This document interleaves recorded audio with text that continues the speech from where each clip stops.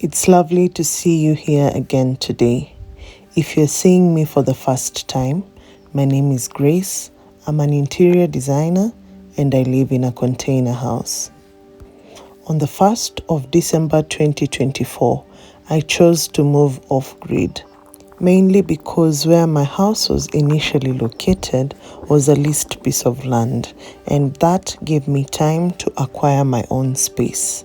So, on the 1st of December, I chose to make the bold move and move my container house to Kajiado. It is 4 months now, and I started from scratch on a bare piece of land. When I moved in, the first thing I needed to do was make my space comfortable for me. But before I could work on my space, I had to take time and adjust to the new reality that I'm now living off-grid, away from the city life, away from the city convenience, and I'm trying to make it sustainable and as comfortable as possible. Landscape is one of the main things you start thinking about when you move off-grid, and you can choose to have someone come over and do the design for you, but at the end of the day, you are the one who holds the vision. It is easier to have someone come in because at the end of the day, you'll be buying back your time, but there is a lot of satisfaction that comes by you designing and doing some of these things by yourself, especially planting. I also think of it from a spiritual point of view that if you plant things on your own space, you're having a direct connection to your own piece of land, even without you saying words to it verbally. The thoughts you will have as you plant each tree goes directly to the earth, and as a result, your earth will give you fruits in terms of satisfaction, peace, food, fruits, shade, and fresh air.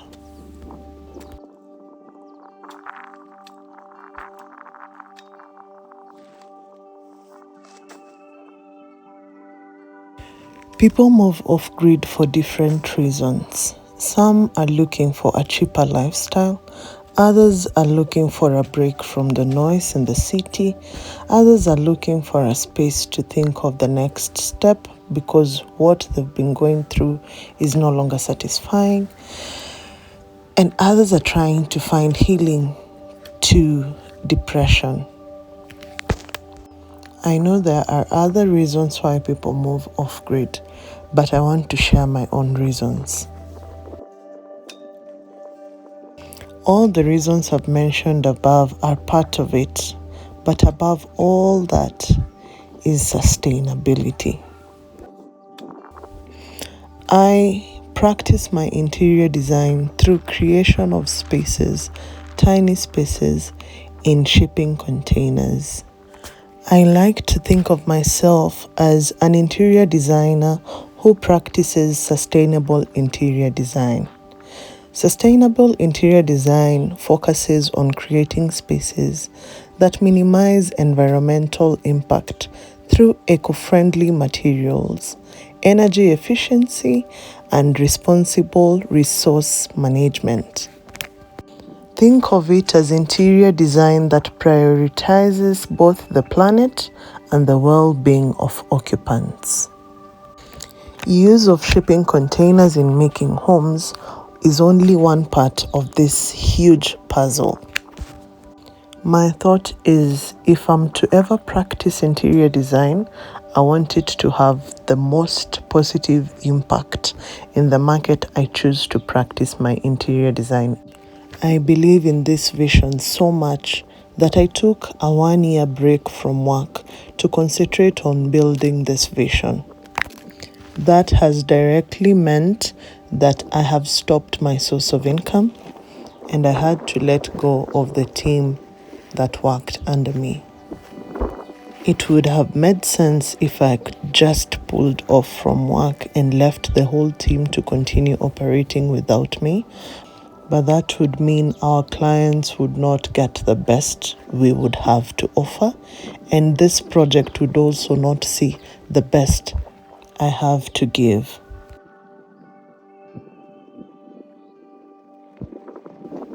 I'm recording every part of this project so that someone else who'd wish to do something similar would get insights and would see the bigger picture of choosing shipping containers. We don't choose shipping containers just because it's a cheaper alternative to brick and mortar, but because we wish to contribute to a bigger vision, to something bigger that will serve generations after us.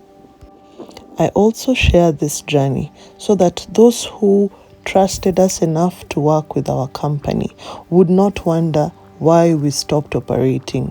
They would still walk with me in this journey, and that they too would see why it was important for us to take a break.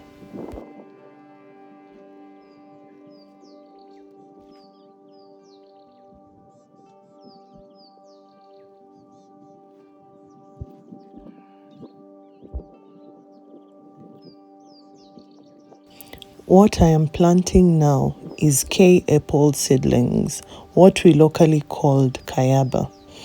And K apple is a live fence option that works best not only for privacy but also for security. It's a plant that has thorns when it matures, and so nothing would comfortably pass through it. And it offers such a beautiful green screen when well taken care of. It produces some small yellow fruits that I hear people say they're edible, but I personally have never tried it. Growing up, we used to be told that the fruits produced by this tree were snake fruits. I don't know how true that is, but we would never dare taste them. If you've ever tasted these fruits, let me know. At least I'll be sure you're alive enough to tell me that you've tasted it before.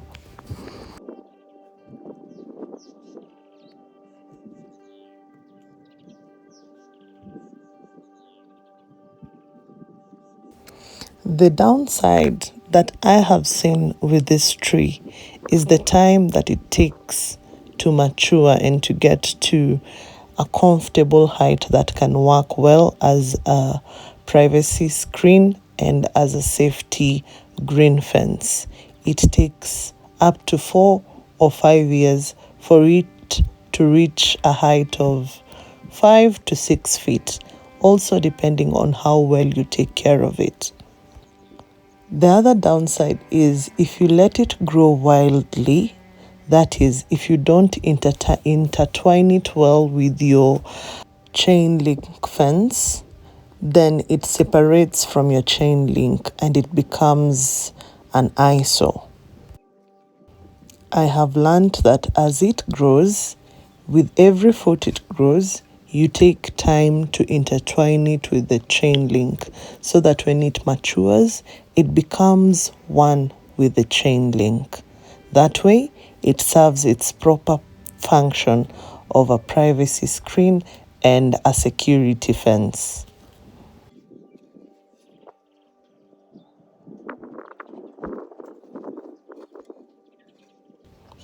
Back to what I was talking about, sustainability. When you think of sustainability in the built environment or in architecture, the material you use to build your house is just one of the contributors you need to say that your project or your house is sustainable. The other pieces of this huge puzzle include use of renewable energy. Most common of options include solar energy and wind generated energy. Once you have chosen an option, there is an additional aspect of the energy that you need to think of, and that is energy efficiency. This boils down to the lighting that you use, if it is LED, how smart is your home, what are the energy efficient appliances you choose to use in your house, and the whole point of all this is to reduce the energy consumption of your house. Just because your source of energy is renewable does not mean now you get to misuse the energy you managed to create.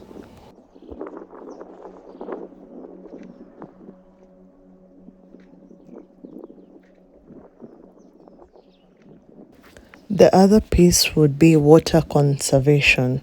This would mean whatever access you have to water, you utilize it well. This is where you think of rainwater harvesting and water storage, recycling of grey water system, and a farming method that seeks to save as much water as possible. We are expecting rains in the coming month, and that is the reason why I'm expanding my garage so that I have enough water to collect during this rainy season. Having set up my house on a leased piece of land gave me the grace period to buy enough water tanks.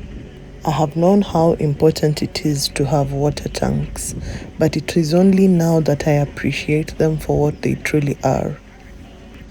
Grey water system is a system that allows you recycle and repurpose water you get from your day-to-day activities in your home. This would include the washing of your clothes, utensils, and other uses of water. If you're into farming, the water you'd use for sanitation in your animals' accommodation would also need to be recycled. And when you start thinking of grey water system management, you also start thinking of eco-friendly soaps and detergents, ones that are plant-friendly.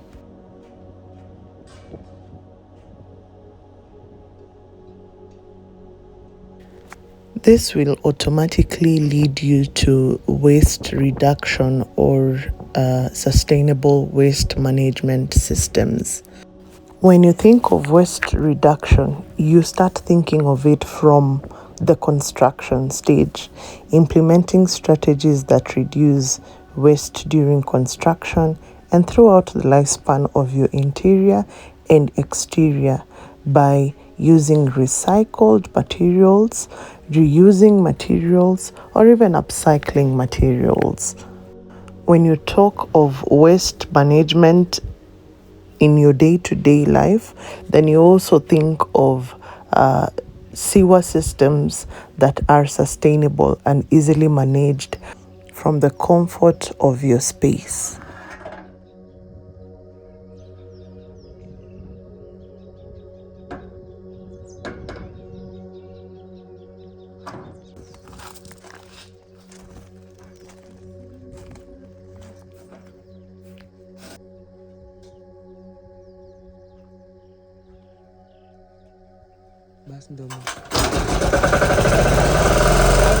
As you can tell, my practices are not yet very sustainable. For one, I use a diesel generator to do welding. This is because the cost of connecting to the grid is not as cheap as it may sound to many. It is still expensive. Compared to this generator is much cheaper. I would love to have a solar system that would allow me weld, but I'm yet to know if there is a system that is powerful enough to allow full-time welding.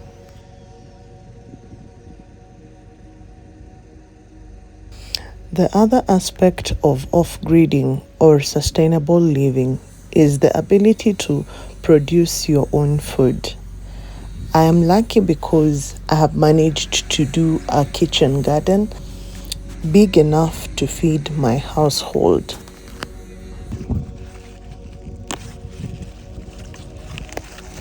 The intention was to produce just enough to allow me not have any costs on vegetables, but with the results, I have more than I need, enough that I end up sharing with neighbors. Imagine a situation where I had neighbors who are doing the exact same thing, planting their own food, and we had access to feed our own households. We would either sell amongst ourselves or we would have enough to go sell at the market. The best way to go about that would be every homestead would plant something different so that when it's time to harvest, we all have something different to harvest from each other. And that would mean the whole neighborhood will be self-sufficient.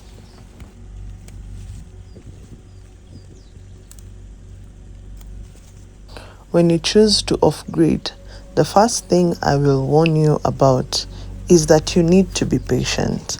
Some of these things you'll not wake up one day and have all of them at once. Also, it needs a lot of preparation. It helps when you have a support system because life in the off-grid can be really tough if you cannot find a way to survive, especially if you did not grow up in this kind of system.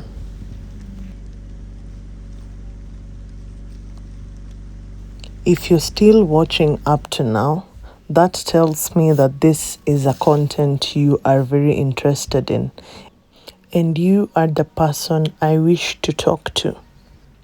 I need you to walk this journey with me. I cannot do it alone. I am looking for sponsors who can help build this dream that seeks to make 100% sustainable space. There is no fun in doing this alone when I can do it with you.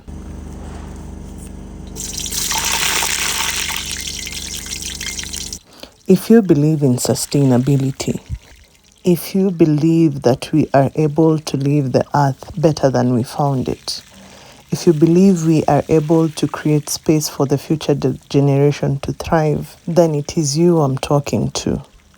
I'm looking for someone I can work with in creating solar solution, sustainable sewer management, eco-friendly soaps, sustainable food production, or generally anything around sustainability. I don't have all the solutions, and that's why I need you. And there are a lot of people who'd benefit from these solutions you are offering. I have created a platform where we both can share our expertise with people who want to do the same or are already doing the same. You can also offer your support by not keeping quiet with this video. When you share this video, you help me reach new audience, an audience that would love to know more around sustainability and affordability. By you commenting, you help this channel reach more people who still do not know about this project.